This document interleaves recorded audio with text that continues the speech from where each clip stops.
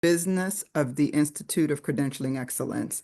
I am Sherry Sase Chair of the I.C.E. Board of Directors. I want to welcome you to our 2024 annual business meeting.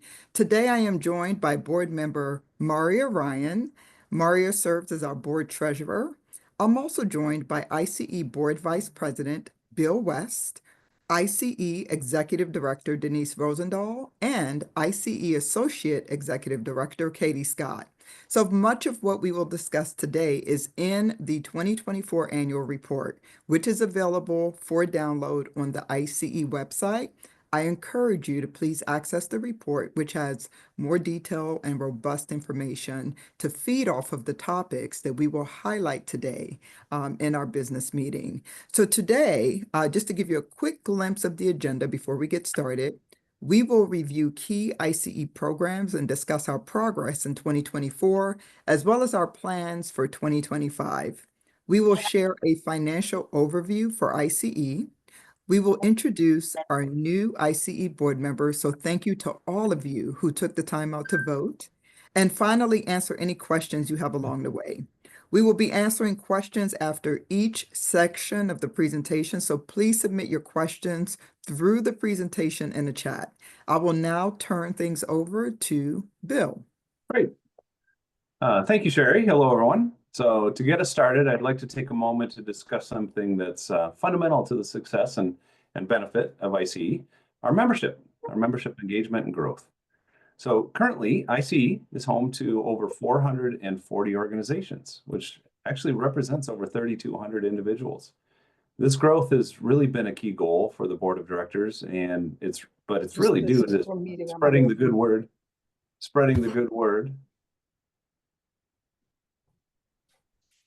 Sorry, Bill, can you unmute real quick? Yes. Perfect. All right. Where did I leave off? You're spreading the good word. I'm spreading the good word. All right, we're all spreading the good word. So, I mean, that's really the growth of the membership, is our members are spreading the good word, as well as we have a growth ambassadors task force, and there's a membership and marketing committee and these committees are doing a fantastic job contributing to the effort. But each of you participating today, thank you so much for joining. And those listening in really do contribute to the vibrant community we have. And it is a vibrant community. What's particularly, if you want to go to the next slide, particularly exciting is the diverse range of industries represented within I.C.E. While about half of our members come from the healthcare sector, we're actually fortunate to have members from a variety of other industries as well. I mean, spreading the gamut, but just to include a few: administration and management, fitness and wellness, construction, financial services, safety. So that diversity of membership not only enriches our discussions, but really strengthens our collective knowledge base. So we understand, next slide, please, understand that the value of membership isn't just in numbers, it's in the relationships we build, which is a key reason so many of us are part of this. To support and strengthen these connections, I'm proud to highlight our online discussion community. Hopefully you've all participated.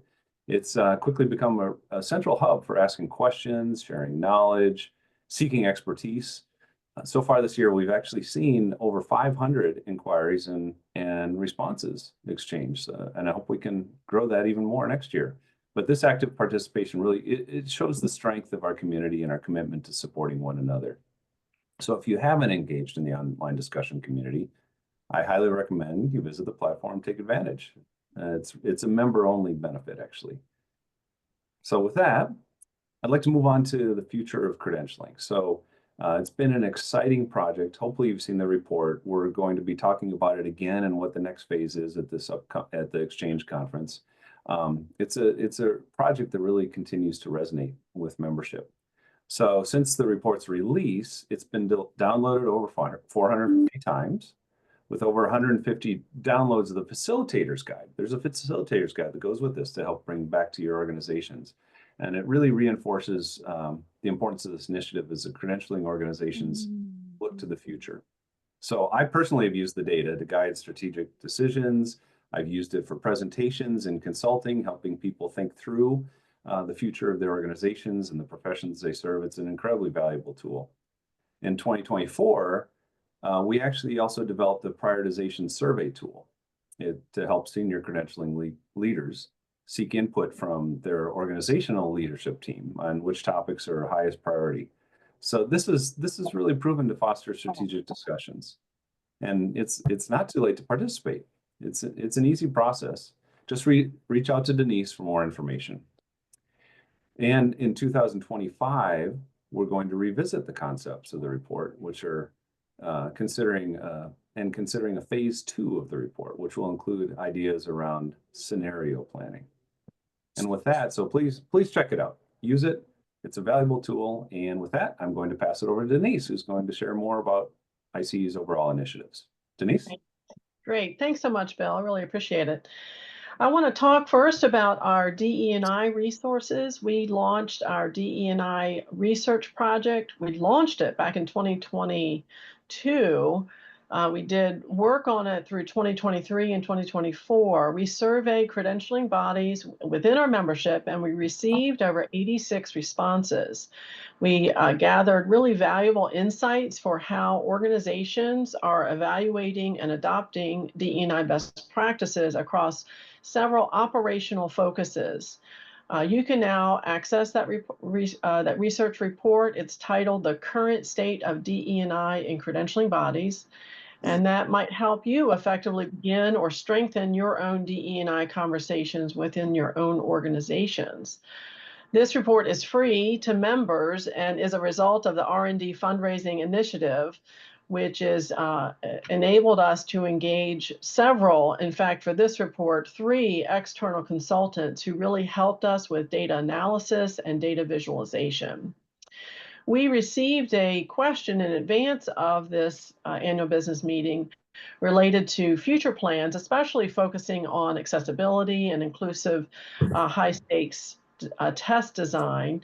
And we will definitely, as the DE&I continues its work, we'll take a look at those topics. We have many conference sessions addressing these topics. We also have some minimal guidance in the NCCA standards, but rest assured the DE&I committee is super excited about the release of our project, but we're not stopping there. We will continue to look at a variety of topics that impact our credentialing body. So more to come on that. But I do want to talk a bit about our research projects in general. We are continuing our research think tank structure.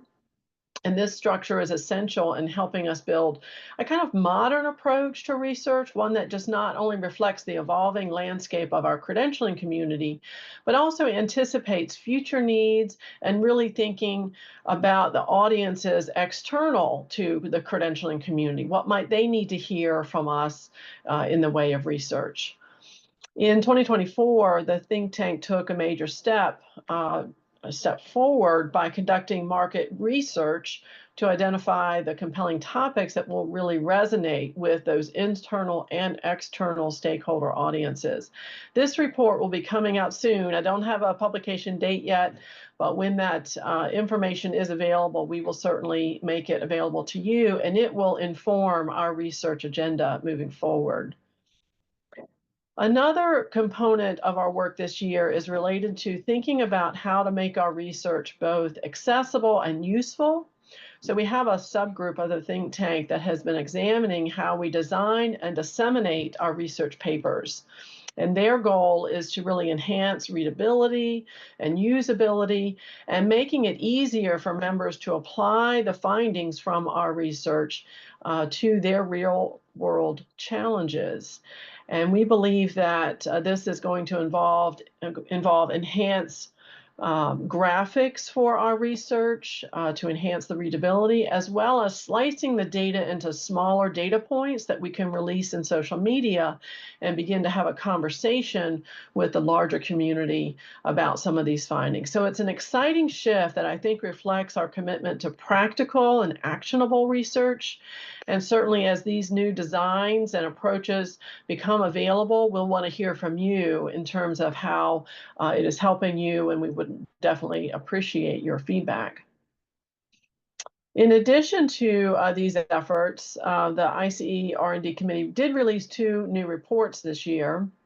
The first focuses on test disruption, and another one focusing on I.C.E. practices. So we're definitely excited about those 2 releases. It offers insights into how disruptions, whether technological, logistical, or otherwise, are impacting testing practices and what can be done to address those challenges effectively. That second report, looking at subject matter experts, really looks at offering recommendations on how to engage SMEs more strategically. So if you're interested in either of those, I encourage you to visit our website where the full reports are available. Happy to talk to anyone who might be attending the I.C.E. Exchange on these topics as well. So like the R&D think tank, many of our members have been busy throughout the year driving forward on our year-round initiatives. It's your dedication, it's our volunteers' dedications and efforts that I.C.E. continues to provide meaningful opportunities and resources. One of those, a key initiative, has been the continued success of our public member resources led by the Public Member Committee. And under their direction, I.C.E. has offered quarterly public member networking calls. These are open to all public members and any interested parties, really, from the broader community.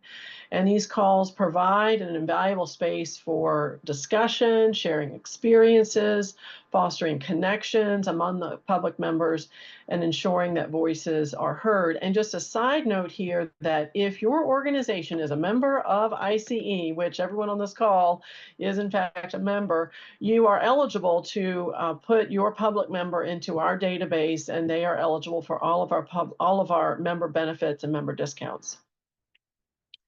Several other committees have also launched new initiatives to deepen engagement and discussion among our members through coffee chats.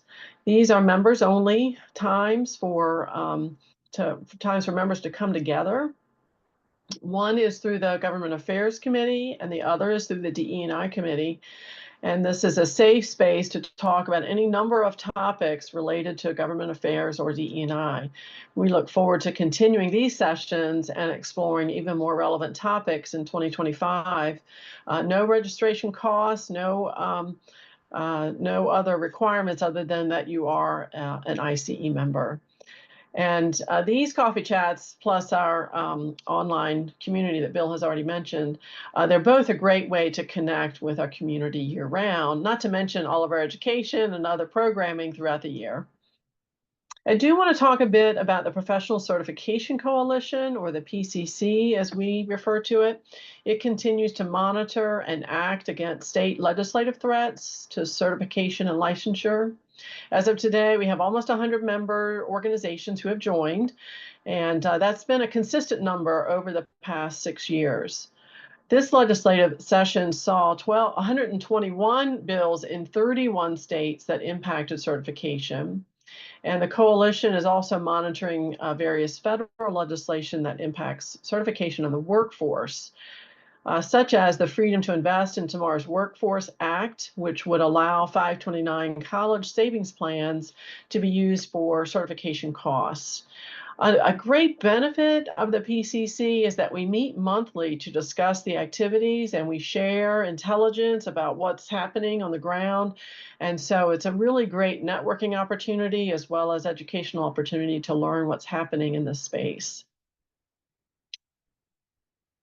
I.C.E. is now publishing the Business of Certification text by Lenora Knapp. It's a comprehensive guide to to building and managing successful certification programs with a business orientation kind of approach. This resource covers essential areas such as strategic planning, marketing, and global certification. It also includes a practical toolkit with 21 ready-to-use worksheets designed to help readers immediately apply the insights to their own certification initiatives. It is not yet on our website. We will have some information at our booth that you can pre-order this text.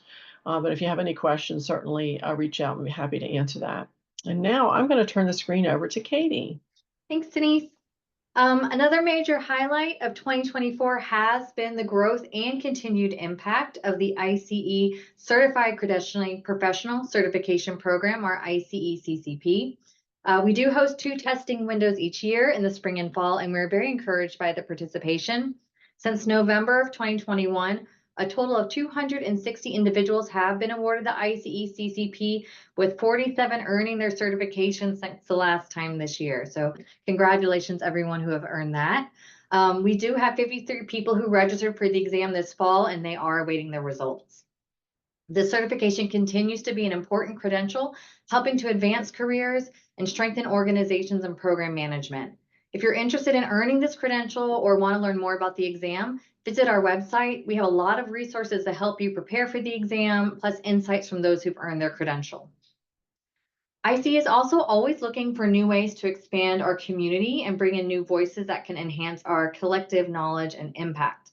So in 2024, we engaged in conversations with the instructional designer community, and this is a group that plays a really significant role in developing high quality training and education programs, especially for assessment-based certificate programs. So our goal was to raise awareness around I.C.E.'s commitment to best practices as outlined in the I.C.E. 1100 standards for assessment-based certificate program. The dialogues created a terrific exchange of information between I.C.E. and instructional designers. I was able to attend most of them, and it was really fascinating. I learned something new every time I attended those conversations. So this collaboration will continue to grow in 2025 as we move forward. This community is also going to play an important role in informing I.C.E.'s resource development for instructional designers.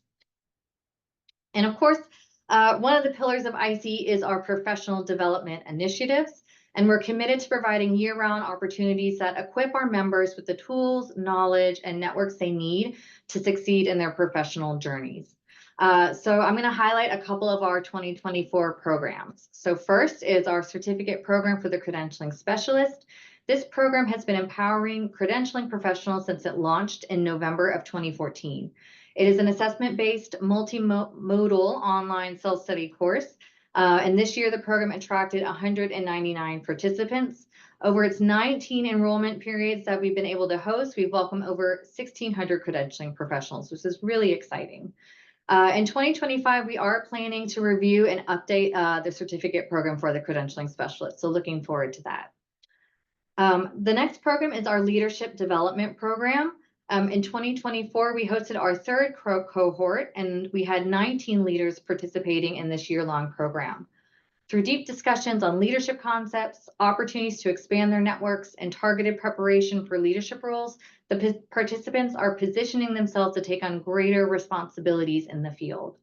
The 2024 cohort is going to conclude their program at the upcoming I.C.E. Exchange in Miami. They're presenting a general session on what they have learned through the course. And for those of you who are attending the exchange, we really hope you will join us and celebrate their achievements. Also, registration for the 2025 cohort is now open, and we really encourage those who are interested in applying. This is also something just that we reserve for members. So keep a lookout for that. If you have any questions, let us know. So in 2024, we also offered a robust lineup of webinars. We hosted 8 presentations on a wide range of topics, including the power of AI in the everyday life of a credentialing professional, which was free for our members, and has your credentialing sunsetting era arrived? In addition to webinars, we also hosted a town hall for our sustaining and affiliate members in the spring to offer a unique space for them to engage directly with I.C.E. leadership and discuss opportunities. Our live workshops also saw strong participation this year. We had 127 registrants across a range of workshops, including our 3 workshops on accreditation to the NCCA standards. We had 2 on the I.C.E. CCP prep workshop for those preparing for certification, plus 2 workshops on psychometrics and test development delivered in partnership with Measure Learning. So in 2025, I.C.E. is also excited to launch a new workshop focused on the I.C.E. 1100 standards. And last, but certainly not least, is our I.C.E. Exchange. This is always a highlight of our year for us. This event is an opportunity to exchange ideas on trends, share best practices, and connect with peers and industry partners. We look forward to this year's event in Miami Beach, which kicks off next week on Sunday. So very close and excited for that. We will also be welcoming a record number of attendees, exceeding our 2019 record of 800 registrants. So I think we're getting closer up to 900, so very excited for that. And with that, I would now like to turn it over to you, Sherry. Thank you, Katie. I am so pleased to hear all the progress that I.C.E. made this year. I will be moving on to providing an important update, an overview of our accreditation services. I'll start with the Accreditation Services Council, which completed its third high-level evaluation of all accreditation services components. This thorough review offered valuable insights, which were presented to the board for consideration. The council is now focused on supporting the implementation of these recommendations. As an outcome of this review, I.C.E. made the decision to conclude our partnership with the International Accreditation Service, also known to many of you as the IAS, to provide dual accreditation for NCCA and ISO IEC 17024 due to the small number of programs who took advantage of the option over the past 9 years. The programs that have dual accreditation may decide to continue working directly with IAS if they wish to maintain accreditation with both organizations. This decision, I must say, was not an easy one, but our gratitude goes out to the Accreditation Services Council for their analysis and leadership and direction in guiding us to this decision. So now we'll move on to the NCCA. In 2024, the NCCA introduced several initiatives to support organizations seeking or maintaining accreditation. These include a revised subject matter expert demographic and activity template designed to streamline the reporting of SME activities and demographics, and a new guidance document on quantifying panel targets, which provides clear expectations regarding the composition of panels and helps organizations set and achieve goals that align with accreditation standards. If you have not come across this document, I urge you to get your hands on it. The NCCA will release a new guidance document on artificial intelligence and the NCCA standards. How cool is that? Which you can hear more about during their session at the 2024 I.C.E. Exchange. This will be an interactive session encouraging participants to think like a commissioner as they address recurring hot topics. In addition, we develop tools to help NCCA accredited programs express the value of accreditation to key stakeholders, such as employers and regulators. You can now download a customizable brochure that gives a description of the NCCA and how accreditation demonstrates that you have a high-quality program that meets industry standards. So I'll pause here for a moment. There were questions that were received prior to our annual business meeting today, and I will ask Katie to address those questions. Yeah, thanks, Sherry. So we did receive a question about how the growth of NCCA accredited members in 2023 and 2024 compared to the pre-pandemic years. And we did some analysis, and it looks like it didn't really have a large impact. But if you have any other follow-up questions about that, you're welcome to put them in the chat or send it to me privately, and we can follow up with you afterwards about that. All right, thank you so much, Katie. So now let's talk about the Assessment-Based Certificate Accreditation Program, also known as ACAP, which accredits certificate programs to the I.C.E. 1100 2019 Standard for Assessment-Based Certificate Programs. This program saw exciting developments in 2024. The Assessment-Based Certificate Accreditation Council received a record number of applications this year, reflecting continued interest in certificate program accreditation. Looking ahead, we have launched a comprehensive review process to update the I.C.E. 1100 standards. This initiative is critical to ensuring that our standards remain current, relevant, and reflective of best practices. The main committee began its work in August 2024 and is actively engaged in the revision process. We anticipate releasing the draft revisions for public comment in 2025, so look out for that. So let's pause here to see if there are any questions. Again, if you have questions, please submit your questions via the Zoom chat. Katie, are there any other questions to report? Yes, we received a couple more, but I was just doing a time check and I think we might go over. So I did just want to acknowledge that. But I did want to remind everyone that this is being recorded and we'll post it online if you are not able to stay on longer past the 30-minute mark. But we did get a question about annual retention rates across concentration areas and associations. So we looked into that as well. And we actually haven't seen any significant shifts for a specific industry ending their engagement with I.C.E. Another question we had was about the state of the profession. So Denise, would you like to unmute and share some information about that? Yeah, thanks, Katie. I can say I've been talking about this a lot lately in some podcasts that have been circulated, just the state of our profession. I am super excited about where we are in our profession and the tools that we have created for individuals to advance their career, whether it's education or recognition. We're very excited about what we've been able to accomplish. You heard earlier Bill say that we have over 3,200 individuals in membership, and that's significantly up from just a few years ago of 2,500 individuals. So I do believe the interest from individuals in growing their career is expanding as they're responding to some of the tools that we are providing. We also saw growth in organizational participation up from 425 to 440.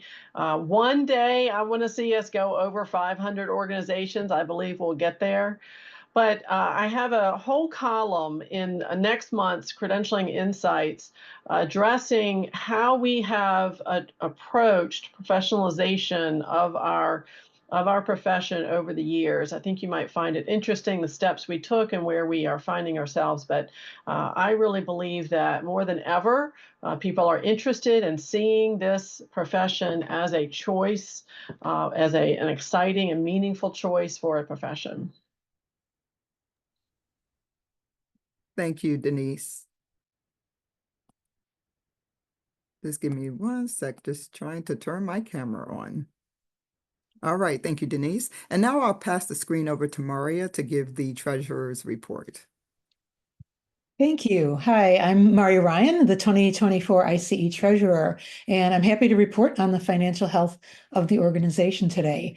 Our auditors, Jones, Maresca, and McElwaney, issued another clean audit report on the 2023 organizational financials. And according to that report, I.C.E.'s total revenue, that's operational plus investment in 2023, was $3 million. Like past years, the primary sources of that revenue came from accreditation services, annual conference, and from membership dues. And in terms of our expenses, our total expenses in 2023 were close to $2.9 million. The primary sources of expenses came more or less from the same areas of the annual conference, accreditation, and our educational events. That left us with a net change in our net asset total of $170,000 in 2023. In 2023, our overall investment portfolio saw a gain of $162,500. The I.C.E. investment portfolio for 2024 is now up by about 8% from the start of the year to the September statement. Our total reserves remain strong as we work to maintain the industry acceptable amount of 6 months worth of operational expenses. In 2024, the I.C.E. board is considering a slight net surplus for the 2025 budget, continuing the commitment to growth and investment in programs. It's been a pleasure to serve the organization as treasurer, and I will just pause here for a second. I'm happy to answer any questions, and you can submit those questions in the Zoom chat.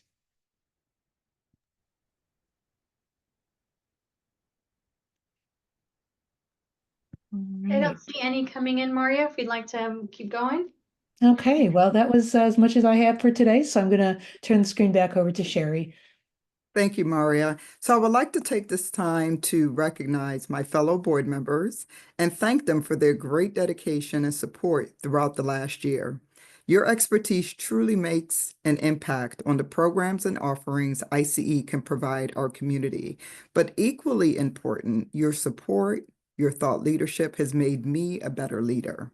So thank you for all of your work, your loyalty, your contribution, and certainly all of the time that you spent on I.C.E. business this year.